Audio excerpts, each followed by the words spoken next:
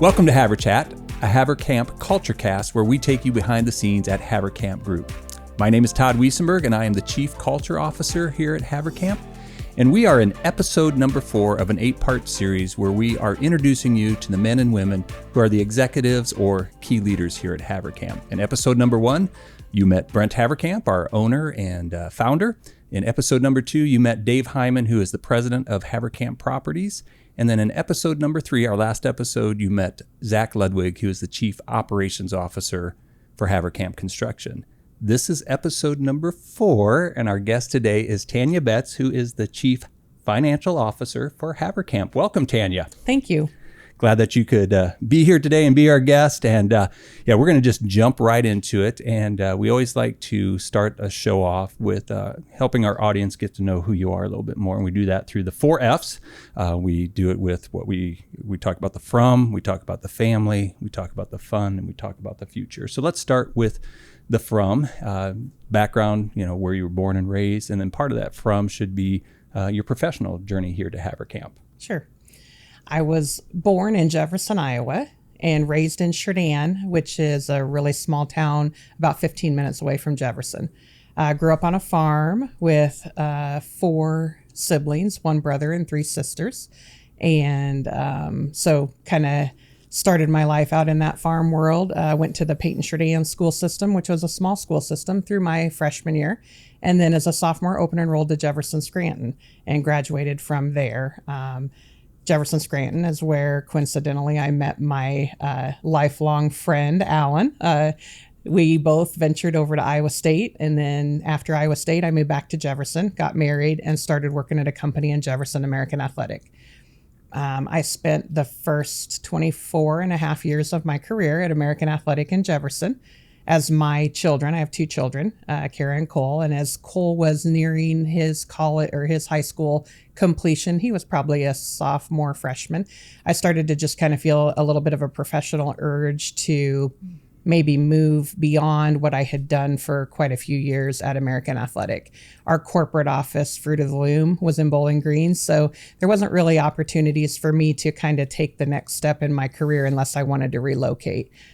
So talked with Alan. We decided where I was at was a good spot until Cole was out of school and I was done with kind of my mom tenure. So once Cole graduated, started looking for other opportunities. I took a job here in Ames with Hawk Corporation, spent about 3 weeks there before an opportunity here at Haverkamp came open, and made a very quick change after a short time frame. And I've been at Haverkamp now just shy of 4 years. It'll be 4 years the end of June. All right. Well, let's go back to those American Athletic days. What role did you start in, and talk about those 24 and a half years? Is that what you said? Yeah. Just kind of your progression with that company. Sure. So I started out there as a staff accountant. They had a position posted my senior year of college. They were looking for a full-time staff accountant to start in January. I ironically had my class load really narrowed down, was initially planning on taking classes Tuesday, Thursday, my final semester, and prepping for the CPA exam Monday, Wednesday, Friday. So I reached out to their human resource manager, said, hey, I'd love an opportunity in my hometown. However, I don't graduate until May. And she lined me up to visit with their then CFO. We had a meeting and talked together and said, if I would be willing to work Monday, Wednesday, Friday, they would be willing to take me on a part-time basis with the intention of myself coming on full-time when I graduated. So that was a great opportunity for me. There's not a lot of opportunities like that come open right in Jefferson. And so I started working for them Monday, Wednesday, Friday. When I graduated in May, then I came on full-time as their staff accountant and started there, eventually transitioned up to an accounting supervisor, then accounting manager, and then eventually ended up in the controller chair, which is where I was at when I left. Okay. Wow. That's quite the journey. And again, 24 and a half years. I want to stop there for a second. As you went through, was that 4 different positions, 5 different positions? Yeah. What were some lessons that you learned through that you still carry with you today? Sure. One of the first lessons, I think, being part of a small company like that, where you just really knew your coworkers very closely, was learning to lead others that, I wasn't working alongside of. And so learning to kind of change my expectations of myself, of what I needed to be able to give to them to help them develop. And then just really try to help them develop and help them grow in their roles. That was new to me. I had always just been the person who was getting help, and somebody above me was mentoring me or helping me. So that was probably the first thing that I learned is how to lead other people. Maybe one of the other things that it took me a while to learn, and I think, Jeff Bramble is part of who helped bring me to the company here at Haverkamp. I worked with Jeff for 8 years at American Athletic, 8 or 9 years. And I think he helped me see that being in a leader role isn't about you. And that was probably a tough lesson to learn as a young individual, and just that there was so much more about that role than just myself. And actually, I sometimes took a backseat to, the responsibilities or the duties of that role as a leader. All right, let's talk about that common connection, that common denominator between you and I, and that is our friend and mentor, Jeff Bramble. So you worked with him, you said 8, 9 years there at American Athletic. Were you in the role of controller when he came on? What role were you on? And then how you worked with Jeff? I was very much in my infancy. Oh, okay. I started there, like I said, in January of 97. I think Jeff came in February of 98. So I had been with the company just over a year, but really in my full-time role, just over 6 months. So Jeff started with the company in the controller or CFO role. I don't remember his exact title. Okay. I worked with him very closely. We had an assistant controller at the time who was my supervisor. She stayed my supervisor for probably another 6 months to maybe a year. And then I transitioned and started reporting directly to Jeff. So I like to joke and say that everything that I do well, I can credit to Jeff. And if I struggle with something, I blame Jeff. No, that's unfair, but I like to joke. But no, Jeff was a great mentor and was absolutely instrumental in my development at American Athletic. So having somebody who had the accounting background, Jeff stayed in that CFO role for a short period of time and then actually moved up into the president role. So there was a large portion of those years where there was another CFO that I was working with, but still had a lot of daily interaction with Jeff in his president role. But he was definitely very instrumental in my development and just one of those great leaders in not just the workplace, but just in life in general, how to be as a person, how to be outside of work, just really gave me a lot of huge benefit in my development. All right. So worked with Jeff 8, 9 years. He left the company. You stayed with the company, but you still stayed connected, obviously. Yeah, we sure did. Yeah. And so through that time period, you mentioned in your story that you left American Athletic and you worked for Hawk. And that time period was how long again? 3 weeks. Okay. So after 3 weeks, what happened?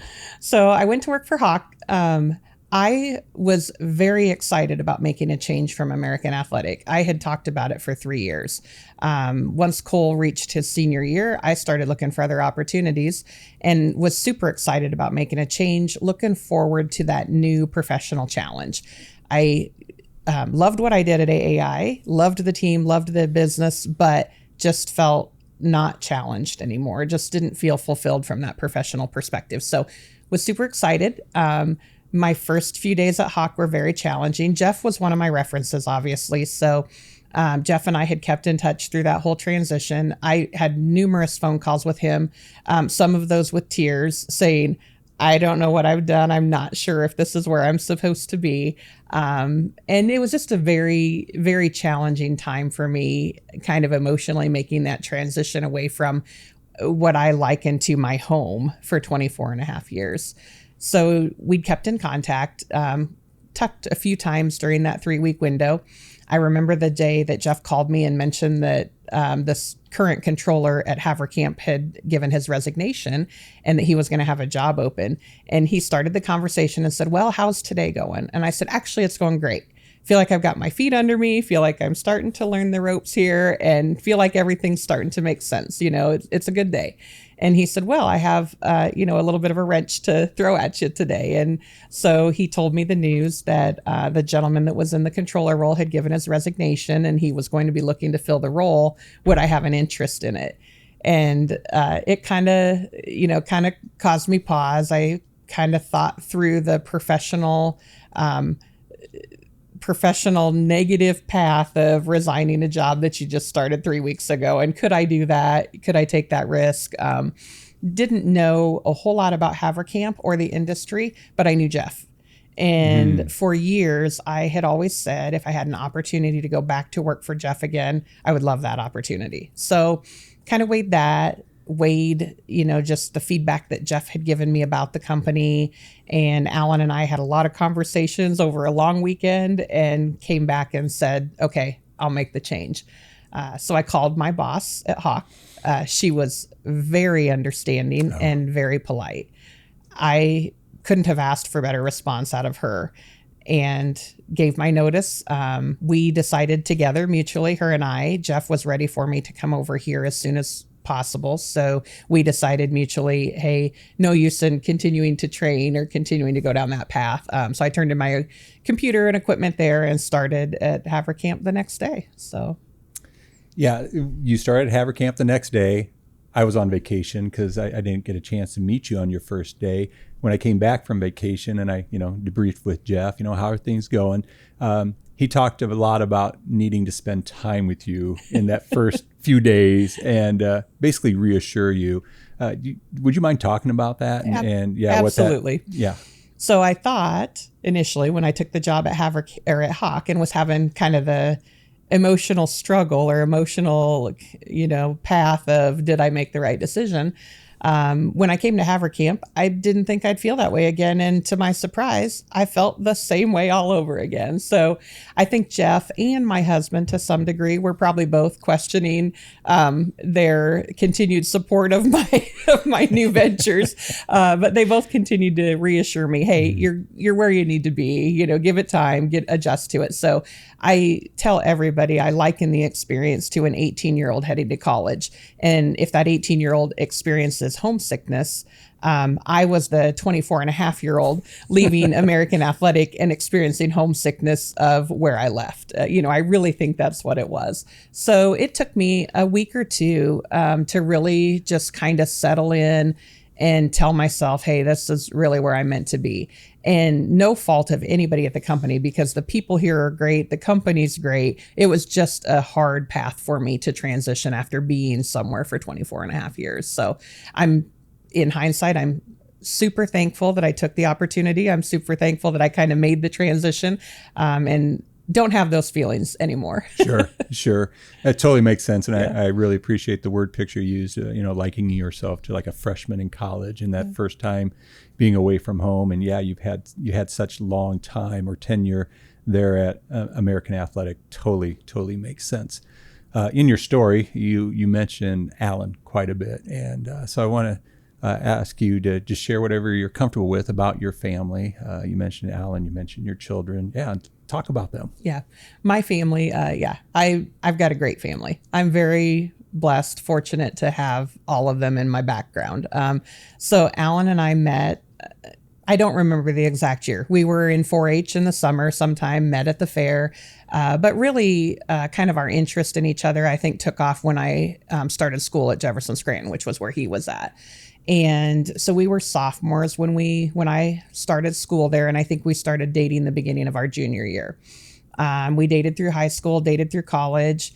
And at some point through our college career, kind of really knew that was probably who we were walking down the path of life with after college. And so we got married in June, right after I graduated, and then started our life together. Had Kara a couple years later, had Cole a couple years after that. And so everything, just kind of fell out like we thought it would, or like we planned that it would. So that was great for us.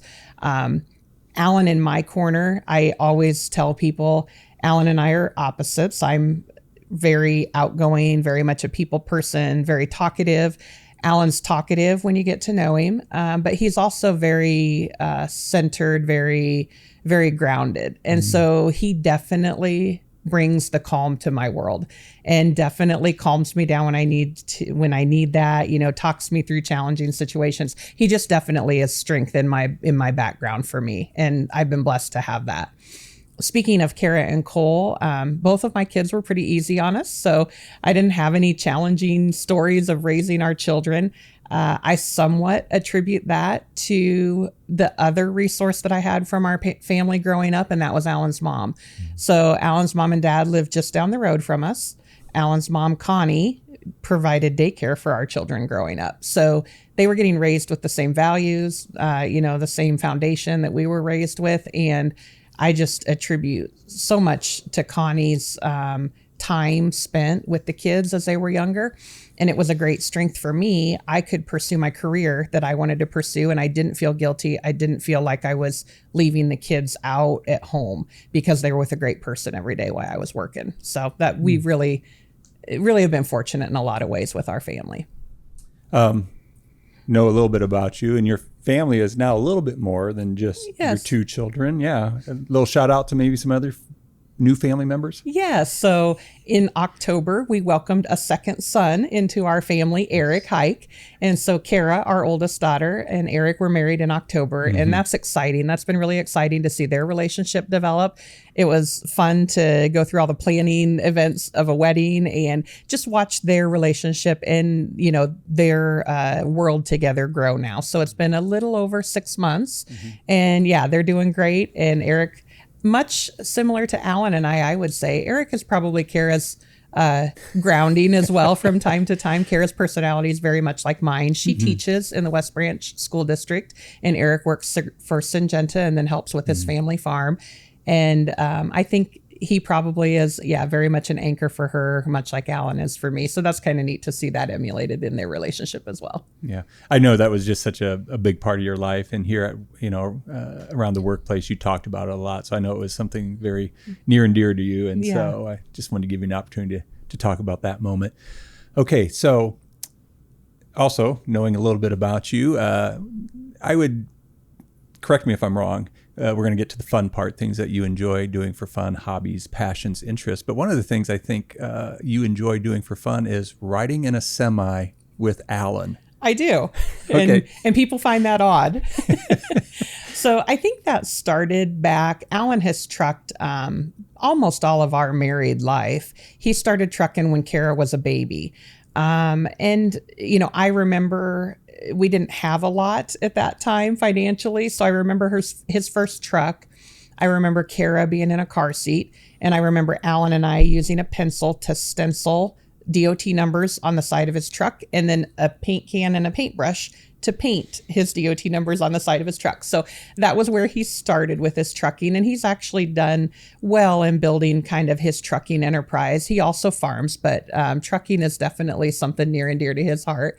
And I think when the kids were younger, there were times where I would take a vacation day, hop in the truck with Alan, and it was just uninterrupted time for 8 to 10 to 12 hours, depending on what his load schedule was that day. And so I think it became that quiet, non-distracted time that I loved. And when life got busy and life got crazy, it was just a nice diversion to hop in that truck and travel with him and just connect with him in that time for that day. He might tell you nowadays I'm maybe less connected when I'm in the truck with him with our technology of phones, but I try to be connected. Okay. But it's just kind of a nice time to hop in and spend time with him in the truck. I love that about you, Tanya, as far as, here you are, high school sweethearts, married, raised 2 kids, and you enjoy spending time with each other in a semi truck, hauling grain or whatever it is. So that's fun. That's fun. So what other fun things do you like to do? So one of our other fun things that Alan and I love to do, so we really do enjoy spending time together. And I'll step back for a minute. I remember back when the kids were very little, and I maybe was having a little bit of resistance or heartache about managing our time together and feeling guilty about, taking a weekend or taking a Friday night and spending it away from the kids. And my grandma, my mom's mom, at the time, I remember vividly her talking to me and saying, please don't ever feel guilty about spending time just the two of you together. It was just the two of you before your children, and your children have to remember that your relationship with each other comes first. And so I thank my grandma for giving me permission, if I can view it like that, to make sure that I did focus on our time together outside of just spending time with the kids. And so here we are, empty nesters, and we do still love spending time together. Yes. So one of our other fun things to do is to watch NASCAR racing. So Alan and I both enjoy watching it. We like going to races. We go to the Iowa Speedway whenever we can, and we try to hit the races at the Kansas Speedway whenever we can, just because they're both within driving distance for a long weekend. So just here, Mother's Day weekend, we took off Saturday morning, spent the weekend down in Kansas City, and came back Monday, and just enjoyed just the two of us. We tailgated before the races, met some people from the area on either side of our tailgate location, and just really enjoy that time. Okay, I don't know much about NASCAR, but do you have a certain driver that you follow? Does Alan have a certain driver he follows? Do you follow the same driver? I would say we have a mix of drivers right now. So I like Kyle Larson. Okay. And I think he's a good guy. Prior, my driver was probably Kevin Harvick, who retired. And prior to him, I was a big Tony Stewart fan for a good many years. Okay. And Tony Stewart was a little more animated, maybe than some drivers. Definitely more animated than Kyle Larson. But, there was something about him that I just really liked. And so that was my driver for a good many years. Alan's usually Dale Jarrett, Dale Jr. in his history, and those are old time drivers. Right. And now he likes a lot of drivers now, but he does kind of like Kyle Larson too. So, have you ever found yourself watching a race together and like cheering against one another because you're cheering for different drivers? Do you get competitive like that at all? Not nowadays. Definitely back in the Tony Stewart days. Alan was definitely probably not a Tony Stewart fan. Oh, okay. And so he didn't hate him. He thought he was a good driver, but I think some of the animation that came with Tony Stewart was not akin to Alan's maybe core personality. Okay. All right. Well, thanks for sharing that. Yeah. Okay, let's talk about future, and specifically when people ask you, a question about your future at Haverkamp, how do you respond? What do you say to them if people ask you that question? So now that I've gotten past week one. Now that and you're now 4 years plus into this. Yeah. Yeah. No, I look forward to the future at Haverkamp, and I don't know where that future will lead me for sure as a person, but I really look forward to the opportunities that are ahead of us.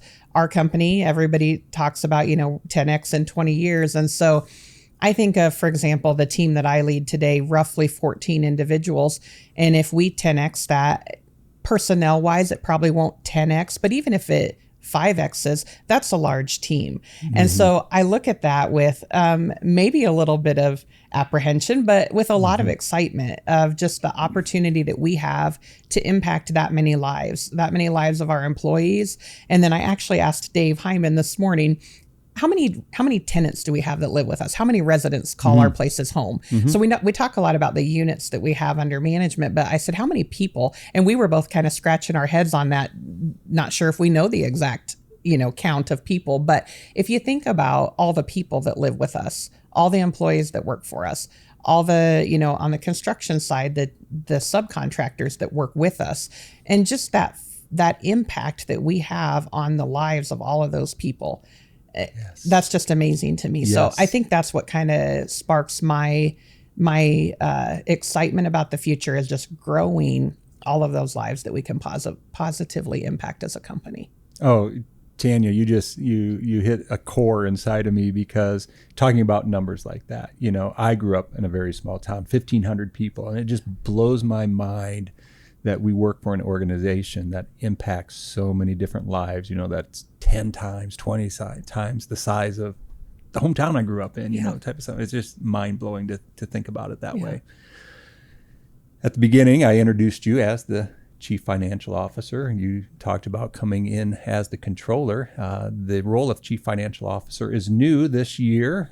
Yes, congratulations on the promotion. Thank you. How has your life changed at work because of that promotion? Yeah, it's definitely been a busy start to the year for me. And not that my role before was not busy, but I am definitely in learning mode right now. So kudos to my team who is just running and taking off and handling everything in their areas of responsibility, which I knew they would. But I'm definitely trying to download a lot of information from Paul. Paul is a very knowledgeable individual, and I'll never, ever be able to learn as much as he knows, but certainly trying to learn as much as I can from him to try to add value to the organization in that CFO chair and take on as much responsibility as I can, to help him be able to serve in areas that he needs to serve in as well. So it's been fun, challenging, exciting, all of the above. So yeah, it's been fun. I have the privilege of being able to sit in on one of your weekly meetings. And I remember one of the highlights not too long ago that you just talked about just how this season, tax season, was different than last year's tax season.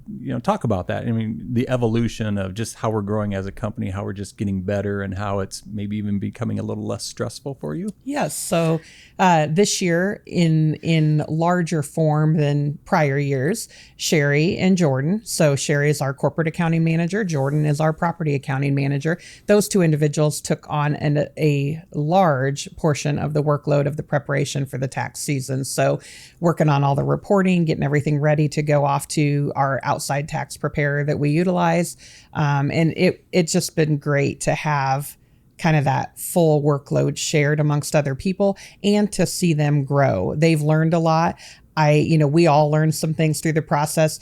I wasn't probably as clear to some degree of really helping them know what that path would look like. And so it was a learning experience for all three of us really as we walked down that transition of kind of that workload shifted, divided, and conquered by three of us instead of myself with Sherry's help in the past. So it's been fun, entertaining to see where I kind of tripped up. Maybe sometimes I would review reports and maybe there was a key component missing in the aha of, I forgot to share that we needed to do this step. So it's been learning even for me, but just fun to see those two really rise up to that challenge. Yeah, that is fun to experience that and see that in your team members. What does a day in the life of Tanya look like here at Haverkamp? A normal day, if there is such thing as a normal day. Yeah, I don't know since the first of the year if I would call a day normal, but really, it looks like me trying to download from Paul's level, what are the priorities, what things does he need out of our department. As I've stepped into this new role, we are also working on building our asset management team. So that's involved a decent amount of my time. Jeff currently heads up our asset management team, but we are preparing for the future when Jeff will kind of transition into retirement. So that's exciting, and we will definitely miss Jeff, but exciting to see some new people kind of in that area. So trying to download from Paul, what are the priorities, and then make sure that I'm communicating that amongst the different leaders on my team, be it Jeff or Josiah on the asset management side, Sherry on the corporate side, or Jordan on the property management side. And then helping them, we spent a lot of time last year, Sherry and Jordan and myself, really working on transitioning additional responsibilities to the two of them in their roles in preparation for the opportunity if I did need to kind of slide into a different role beyond the controller chair. So we worked really hard at that last year, but continuing to work on, how does that look? How does that flow as we've transitioned responsibilities to start this year, and we'll continue to transition as we move forward. So I would say partially in the receiving, and then partially in the kind of transitioning and trying to help lead with areas that they need to be working on or things that we might need out of their respective departments. So culture. When you think about culture here in your department as well as in the organization as a whole, what are some thoughts that come to mind when you think about culture here at Haverkamp? Definitely the first one that comes to my mind is the people that we have on the team. So I think we have a great culture at Haverkamp from my perspective, and we wouldn't have that without the people that we have. So I really feel like the people drive the culture. It's something that we can work on at a executive team level, or, you and your role, Todd, as our chief culture officer. But without the individuals buying into that, and without the individuals living that and helping us live that, we wouldn't have a great culture. So I really think of the people first. Our core values come to mind, obviously. And I personally, my background, how I was raised, the things that I was taught that were important and that became important as I grew in my life, really align with our core values. And so I think that makes it fun and easy to work here as well. The other thing that I like about our culture is the EOS that we use here within the company. And I just think that makes the organization, it can get cumbersome, especially when you're in growth mode. And I really think that helps us stay centered, focused, and keep everybody on the same page. So. Yeah, you hit two things that, as I talk to people about culture, first and foremost, people. And, everybody has a responsibility in any organization to contribute to the positivity of the organization through the culture. Then you mentioned EOS, Entrepreneurial Operating System, which we've been running on now for 8 years. I think culture is a blend of people and processes, and EOS brings the processes for us to be able to all get on the same page and be going in the same direction. So yeah, you hit on the two key components that at least I like to articulate when we talk about culture, and that's people and processes. Because you could have the best people in the world, but if you don't have very good processes, those people will leave. And you could have the best processes in the world, but if you don't have the right people, you're not going to function well either. So it's a good blend of that. And with EOS, it helps us do both with the right people, right seats. All of that whole system. I mean, just really helps us as an organization. I think move the organization forward, especially as we go through growth mode. Yeah. The purpose statement using EOS. One of the tenets of EOS is to have a purpose statement. For Haverkamp Group, that purpose statement is growing together through real estate. So when you think about that purpose statement, what does that mean to you? How do you use that to motivate yourself or others that's growing together through real estate? Sure. So for me, especially in the chair that I just recently moved into, that focus isn't just about internal to the organization. It definitely involves external as well. So we have a lot of partner investors, and I think in my chair and in our accounting team as a whole, accounting, finance, asset management, we really have a large obligation to all of those folks who have said, hey, I want to invest alongside of Haverkamp Group.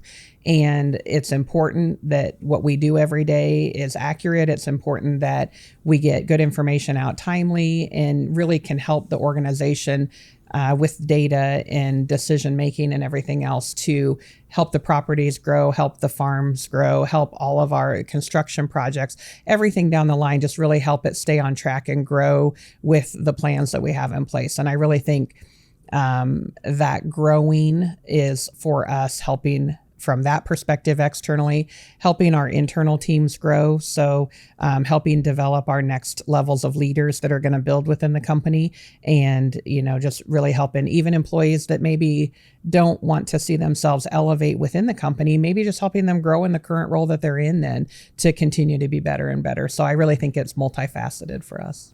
Well said, multifaceted, very well said. And you hit on something that actually Paul just sent out an email throughout the entire organization about one of our key core values, and that's stewardship. So again, our core values at Haverkamp Group are stewardship, hard work, accountability, results driven, and integrity. So he talked about stewardship, and that's really what you mentioned on. So let's camp there for a second, specifically on that area of stewardship.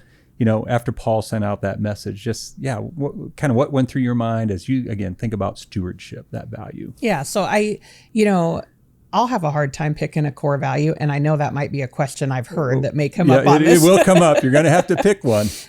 But there are lots of them that are very important to me. And the stewardship value for me, I just think that is super important from our accounting perspective, our finance perspective, our asset management perspective. So we are being entrusted. And if you think about it, we're being entrusted with people's livelihoods. We are being entrusted with their financial rewards. And that's kind of a heavy thought if you think about it that way. And we just want to do everything we can to make sure that we're ensuring the well-being of their assets and the growth of them. People did not put assets with us to just have them be stagnant. So, anything we can do in our department to help other departments make better decisions, help other departments grow their areas of responsibility as well. That's really what we're here for, is to really help like that. And I feel like that's kind of the stewardship at its whole. So is that the core value? If you had to pick one, is that the one you're picking? I know this is a tough one for me. I think at the end of the day, I really struggle between stewardship and integrity. Okay. So in my core background, which is accounting, integrity is such a large piece. The integrity of the actions of our team, the integrity of the decisions we make. There are gray decisions all over the world in the accounting world. And so sometimes it's up to us as accountants to make sure that we're not blurring that gray line, that we're making the right decisions and ensuring that the results we're issuing have integrity built into them as well. So I toggle between the two. Okay. Is that a good answer? It's an answer. It's fair. It's fair. I wrote down 2 core values when I think of you, and you're a Sherry type of person. You actually live out all 5 of the core values, but the 2 that I wanted to, give a shout out to you on is results driven. And that's part of, I think, the accounting world, that, hey, you have to deliver numbers, you got to look at these, you want to do it with accuracy. So very much, results driven from that standpoint. And then I did write down integrity. I know that's something that's very important to you, and you demonstrate that, and always wanting to do the right thing, and you're thinking about others, and yeah, you do a great job of that. I wrote down a quote that I'm sure you heard Jeff say many a times. As Jeff mentored me, he would use often, and specifically around numbers and spreadsheets and budgets. Numbers tell a story, and what is that story telling us? When you think of that quote, what does that quote mean? Did you hear that quote from Jeff a time or two? Okay, yes, okay. I did. And I think that is important. We as accountants can crank out numbers till the end of the day. Right. But if those numbers aren't meaningful to the person that's using them, it's really just wasted money. It's wasted wages, or it's wasted time, whatever the case may be. So we really need to understand, what is our audience looking for from us, if that's a property manager or if that's Paul looking for strategic direction for the company. We just really need to understand what is the end goal and make sure that the numbers we're giving out, again, I'll kind of come back to it, A, have integrity built into them, and B, are telling the story that is going to be most useful to that audience member that's looking to make decisions based on that data. So it has been impactful to me through my whole career. Yeah. Yes. That quote will live with me forever. Thank Absolutely. you, Jeff. Thank you, Jeff. You've already mentioned several of your team members, and maybe you want to circle around and talk about them a little bit more. But yeah, who in your view, on your team, or even maybe even outside of your team, that is letting their Sherry shine, who are doing a great job of living out core values? Yeah. So I feel fortunate. I really do have a great team, and many of them were here before I came. And so I can't even take credit for the fact that they're a great team, but I feel like we have a great team, and I'll just kind of hit on all of them. Okay. I'll start with Jordan, and Jordan started at the company shortly after I did. So Jordan came to the company with a property management or property accounting background, and he was instrumental in me learning kind of the property management world. I came to the company with a manufacturing background. So although I had a lot of years of accounting experience, I didn't have property accounting background. So Jordan was very helpful. Just thinking of that, he was very accountable to take responsibility for the information. He worked hard. He made sure we got the results we needed delivered. And while he was doing all of that, helped me learn. So he was very instrumental in kind of my start here, and has done a great job for our team. Jordan's grown his staff since we've been here, as we've grown as a company. And he does a great job of working with his team and helping them develop to be able to tell the story that we need to tell from our property accounting perspective. So he does a great job. Going on to Sherry from that, Sherry McCann joined us as our corporate accounting manager maybe a year or two after I started. I think she's been here a couple years. And Sherry does a great job on our corporate accounting side. She's been through some transitions with us. We've had system transitions. She never shies away from working hard to make sure we're meeting all of our deliverables. She rolls with us as we change directions, which sometimes happens. And sometimes, yeah, quite often, probably. And always ensures that the deadlines that we lay out are being met. And so she's just really accountable.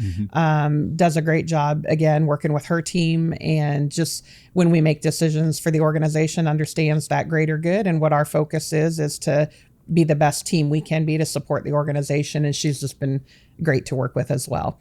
I'll shift over to Jessica Schrader. She's in our payroll benefit admin area. And Jessica started out with us as a property accountant. We had a transition with our team in the payroll area, and she was excited about an opportunity to kind of jump into a role and do something different. She'd spent a good many years with us as a property accountant. So she made that transition.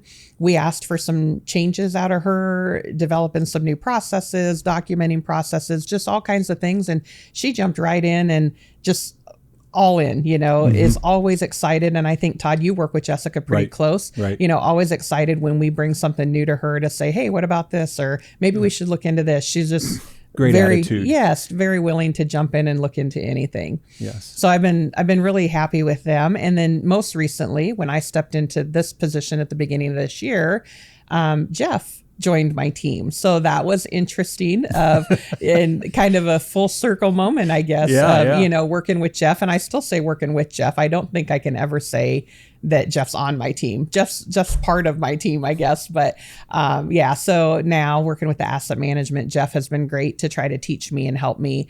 And he'll continue to try to teach and help that team through the end of this year and into January, when he'll decide to kind of venture onto his full retirement world. But that's been great working with him as well. Okay. Any news, anything you want to celebrate, any announcements, anything like that that's on your radar? Anything recently or coming up? I don't think I have anything, I guess, to think about. Or did you attend the ribbon cutting event over? I did. You want to talk about the ribbon cutting event? I sure can. That was exciting. Yeah. So I went over to Emory North Liberty, one of our multifamily housing projects that we're constructing right now in North Liberty. Phase 1 is done and phase 2 is underway. Phase 1 has been done just right at a year. And so there was a ribbon cutting done with the local chamber in that area on Thursday of last week. And so I went over there, and what was really neat about it was Josiah, who's one of our asset management team members, and Sherry and all of her corporate accounting team also went over. So they all got to see the facility. Sherry has an accountant that works primarily with construction. So Nancy works a lot with the phase 2 project tracking and job costing and all of that right now. So it was fun to have all of us over there, just kind of see the excitement around, celebrating the 1 year of that facility. It's a beautiful facility and just really neat to see that property level, what we're part of, and we get lost in the numbers sometimes, but that just really brings it all to the forefront when you're at the property, looking around, seeing it and seeing the residents. There were quite a few residents in attendance, and that was awesome to see. Talked with a couple of them, and, just fun to interact with the property management team that's local at that level, as well as everybody that was there. Yeah, circling back to something, we talked about the impact that we have on people's lives. I'm sure for the accounting people who are like in their cubicles, looking at numbers, just to have that touch point with these are people that live in these communities of ours, and being able to see how, what we do really is, impactful. Yeah. Keep using that word. Any owners there? Did they get to celebrate as well? I don't. There was an investor there, or a couple maybe. Okay. I don't know for sure how many, but I did interact with one I know that was there. So yeah. So just a whole blend of people there. Absolutely. So that's fun. That's fun to be able to celebrate. We are going to now participate in Haverchamps, or you're going to participate in it as a contestant. You are guest number 4. We have a leaderboard. At the top of that leaderboard, Graydon is Zach after last week. We didn't make that announcement necessarily live, but I know you put it up on the scoreboard. So Zach's in the lead. How many? 27 or 28. Yeah, directionally close. Don't let the accounting people hear me use that term, directionally close. All right, so Zach's in the lead, then Dave is in second, and then Brent is in third. All right, so are we doing a top 3? Top 3. The scoreboard will continue to grow. Okay. Yeah, your name will be on the scoreboard. I don't want to bump the number 3rd person. Oh, you. So, well, you can sandbag it and make sure that you score below Brent. Is that you're positioning yourself? I see what you're doing there. All right. So, as the game works, you're going to have 94 seconds to get through as many questions I'm going to ask you in rapid fire mode. They're just going to ask you kind of what your favorite is. I know you've listened to the game. You are allowed 3 skips, Okay. but once you get to that 3rd one, no more skips allowed. Nobody's used 3 skips at all. I think Zach used 1 last week. So, just you get stuck like, hey, just get on to the next one. Hey, I am the variable here. Sometimes I get stuck in asking my question, so I'll try to be as fast as I can so I can get a drink of water I'm going to get here. a drink of water, so I'm ready to go. All right. And you have 94 seconds. The significance of 94 is we started in 1994, so that's kind of a little bit of a shout out to our origin. And then your score, it's going to be best based on how many questions you answer. And I don't know if they're going to be right or not. I mean, I know you're a person of integrity, so every answer you give will be correct. Are you ready? I'm ready. Timer? All right. Coffee or tea? Coffee. Morning person or night owl? Night owl. Beach vacation or mountain getaway? Beach. Pineapple on pizza, yes or no? Yes. What's your favorite holiday? Thanksgiving. Would you rather cook or order takeout? Order takeout. Sunrise or sunset? Sunset. Dogs or cats? Cats. If you could time travel, past or future? Future. What's your guilty pleasure snack? Any chewy fruit candy. Roller coasters, love them or hate them? Hate. Vegetables or fruit? Vegetables. Do you believe in aliens? Yes. What's your favorite way to spend a weekend? NASCAR track. What's your favorite type of music? Country. What's the one word that best describes you? Pass. Favorite Haverkamp core value? Integrity. Favorite part about working at Haverkamp? The people. Favorite company event or tradition? Quarterly meetings. A skill that helps you in your job? Pass. One thing about Haverkamp that you brag about? The people. Most rewarding part of your job? Just enjoying what I do every day and enjoying the team I work with. A small daily habit that helps you be productive? Probably my to-do list. Proudest moment in your career? Pass. All right, that's your third. One thing. Oh, there you go. Hey, thank you. I always want to end on this question. It doesn't count toward your score, but what's your personal mission statement? Do you have a personal mission statement? I do. I don't know if it's the scholarly mission statement, but so there's a song that Rascal Flatts sings called "My Wish." I don't know if you've heard it, but there's a section in that song that says, always give more than you take. And that's just kind of a phrase out of that song that has resonated with me in all aspects of my life, whether it's my relationship with Alan, my family, work, just trying to always be mindful of giving. And I love to give. That's one of my favorite things. Yes. I love to give. So of just in general, trying to give more than I take. You are a giver, and that's one thing I appreciate about you. Thank you. Going through your answers, I just had to chuckle a couple times because, when I asked dog or cats, I know there's a cat story that, is out there between you and Alan and what kind of cat food you buy for your cats, that kind of stuff. Yes.